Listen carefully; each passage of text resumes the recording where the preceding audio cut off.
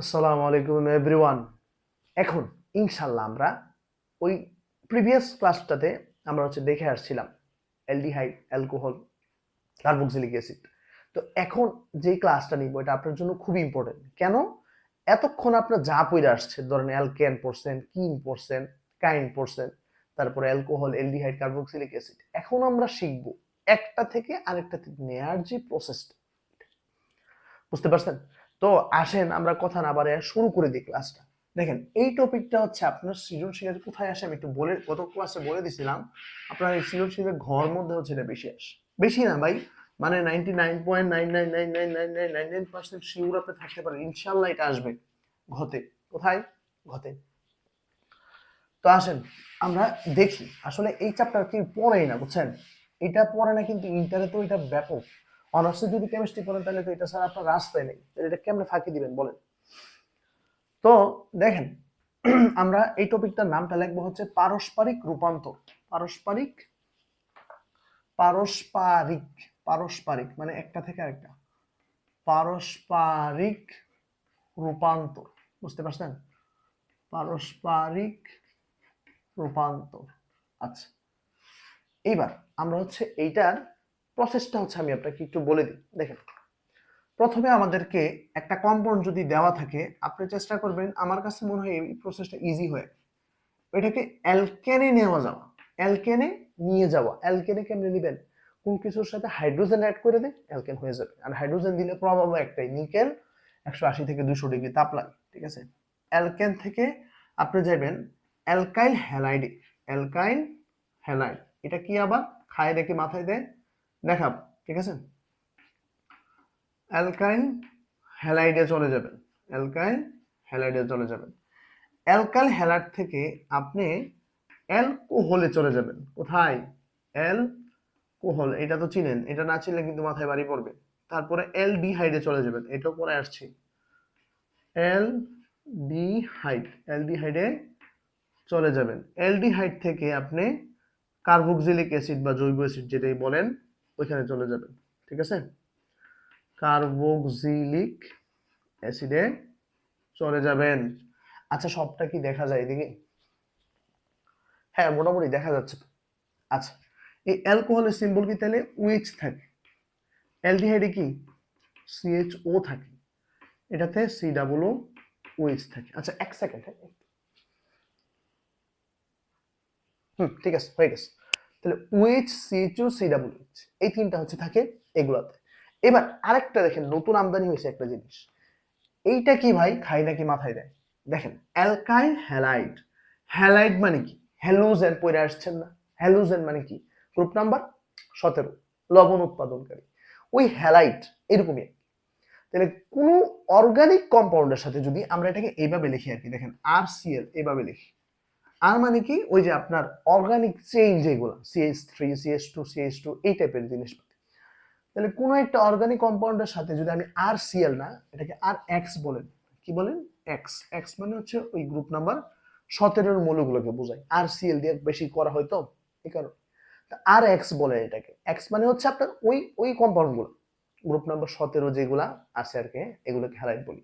ধরেন কেমন হইতে পারে, আমি একটা লিখলাম, ধরেন CH3 CH2, এখানে ধরেন ব্রোমিন দিলাম, হ্যাঁ? তাহলে এইটার নাম কি হবে একটু খেয়াল করেন।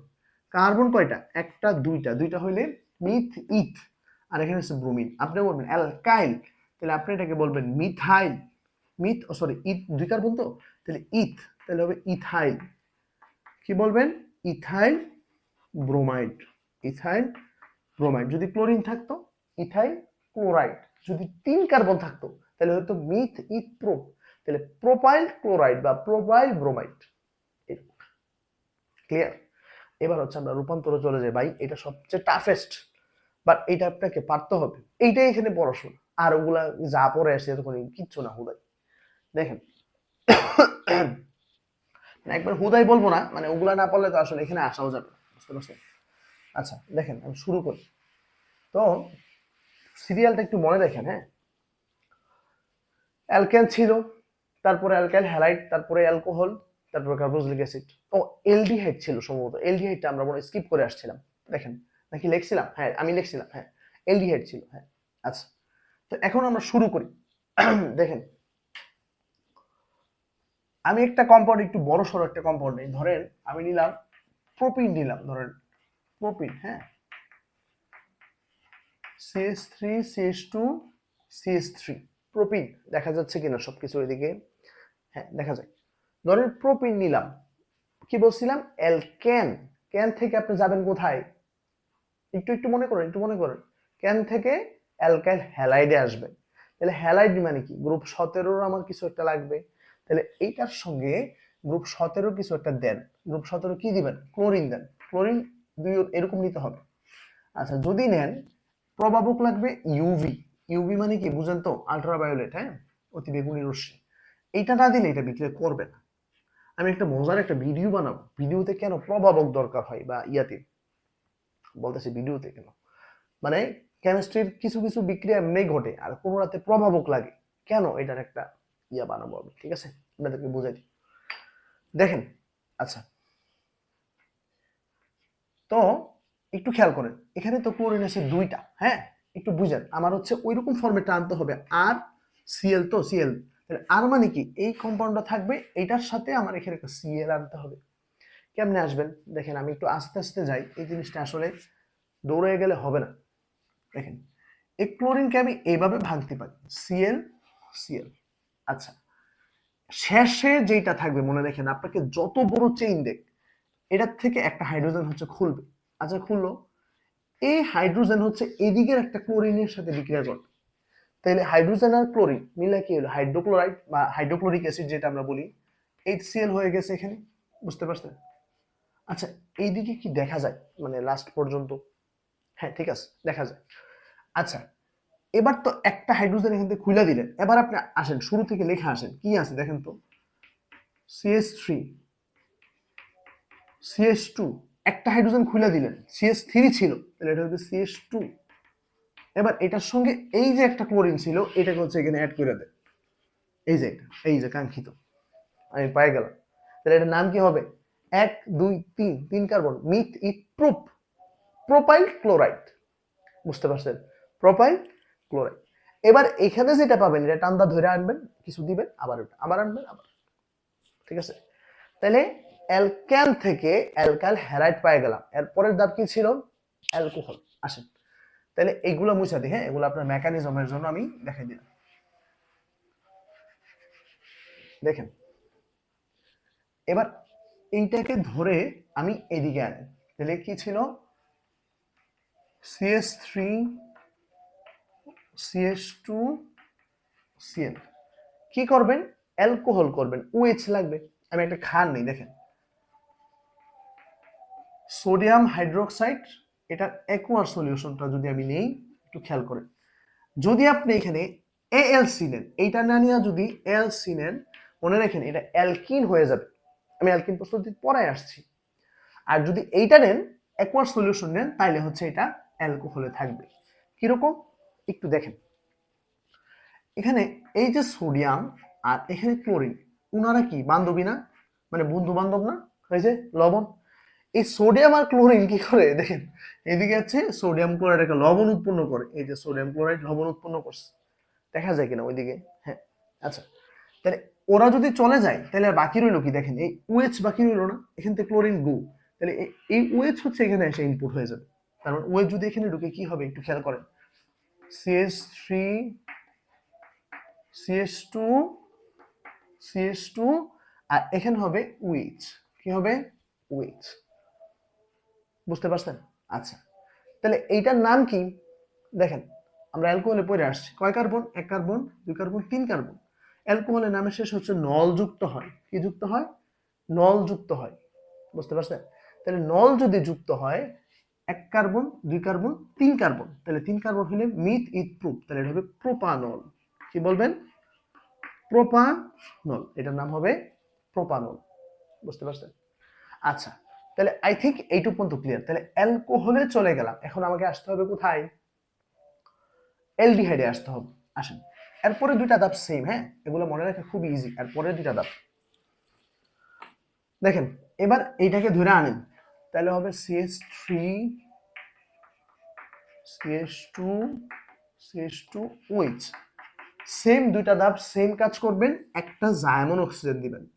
জাইমন অক্সিজেন কি? এটা হচ্ছে একটা সদ্য, ধরেন একটা হসপিটালে মানে নতুন একটা জাস্ট একটা বেবি হইল, তাইলে কি সে একটা সদ্য ভূমিষ্ঠ নবজাতক, এইটা ওয়ান কাইন্ড অফ এরকম, জাইমন হাইড্রোজেন বলেন, জাইমন অক্সিজেন বলেন, ওয়ান কাইন্ড অফ এরকম আর কি। আচ্ছা, তো এটা কাজ কি দেখেন, এটা দিলে আপনার কাজ হয় না, আমাকে কিছু ধাক্কা দিতে হয়। ধাক্কা মানে কি?